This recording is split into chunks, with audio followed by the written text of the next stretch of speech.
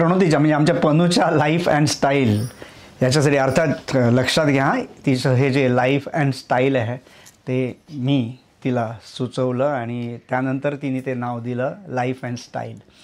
Basically आत्ताचं छोटंसं 2 second मिनटासाठी सांगतो.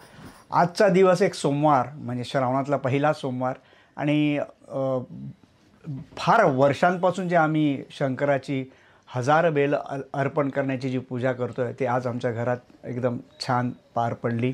याच्यात प्रणोतीचा मुलगा रौनक, माझे व्याही नितीन, माझा मुलगा जो कॅनडावरनं आला आहे खास तो अंकित आणि माझा मेहुणा सुहास, आम्ही सगळे 5 जणं बसलो आणि गुरुजींनी यथासांग पूजा आटपली.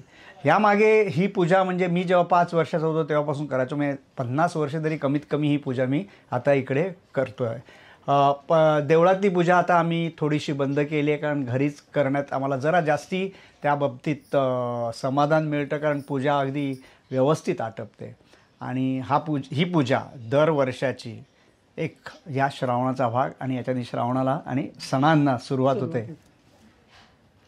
काय म्हणतो? छान वाटतं आणि एकदम मस्त प्रसन्न वाटतं. मला असं वाटतं सण आले ना का एक उत्साहाचं झरा वाहतो आमच्यामध्ये, सगळ्यांमध्येच रादर. आणि हे आमच्या आईपासून म्हणजे आई वडिलांची हौस, आजीची हौस, ही सगळी परंपरा आमची पुढे चालू आहे आणि नुसती इथपर्यंत सीमित नाही आहे. तर आमची बाहेर जी मुलं आहेत कॅनडाला, लंडनला, ऑस्ट्रेलियाला, जी माझी भाचरंड आहेत तेही सगळे पूजा अर्चा सगळं मस्त करतात आणि छान एन्जॉय करतात. एकत्र असणं आमचं रादर सगळ्यांचं हे महत्त्वाचं असतं आणि आम्ही एन्जॉय करतो खूप. आणि इकडे आमची चालू आहे इकडे चांगली शूटिंग आणि तिकडे माझी नात तिकडे खूप बडबड करते आणि ती बडबड करून करून आमचं शूटिंगमध्ये व्यत्यय आणते. पण हरकत नाही, असा गोड व्यत्यय आम्हा दोघांनाही चालतो. ओके. अगं आज शंकराची पूजा झाली ना आता, तर सुरमा लाडू नैवेद्याला करायलाच हवेत आता. आणि चटणी, कोशिंबीर, वरण भात आणि वालाची भाजी, मुगाची भाजी, खास म्हणजे सोमवारची मुगाची असते. आणि मूग सोलून मिरची पावडरवरची फक्त भाजी असते आणि अप्रतिम चविष्ट लागते. अगदी अगदी टिपिकल आमची अगदी 5 कळशांची रेसिपी आहे. तळायला कंटोळी, भेंडी आणि कारलं आणि पण जोडीला. एक्झॅक्टली. आणि कंटोळी म्हणजे करटुली बरं का, ती आता ह्या सीझनला श्रावणातच मिळतात, छोटी असतात गोल ती.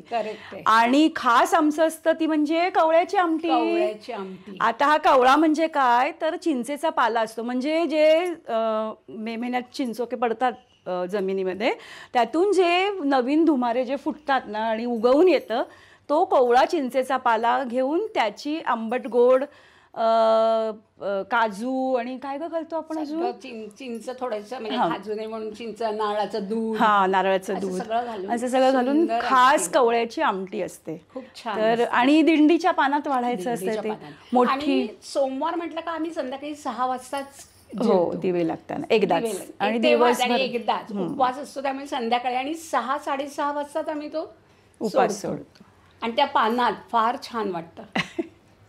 सो आज जी आपण ही 1000 बेलाची पूजा केली ती दरवर्षी आम्ही लहान असल्यापासून बघत आलो आहे. आम्ही शंकराच्या मंदिरात सकाळी 6 वाजता जाऊन ही पूजा करतो आहे आणि मंदिरातनं घरी आल्यावरती संध्याकाळी केलेलं जेवण हे लहानपणी मला सगळ्यात माझी चांगली आठवण आहे. आणि अंकित, हे छान जे आपल्या आजी आजोबांनी सुरुवात केली आणि आपल्या आईवडिलांनी पुढे नेली तशीच आपण कॅनडामध्येही करायचं आणि आपल्या मुलांनाही ते सगळं शिकवायचं आणि छान जेवण बनवायचं. अर्थातच.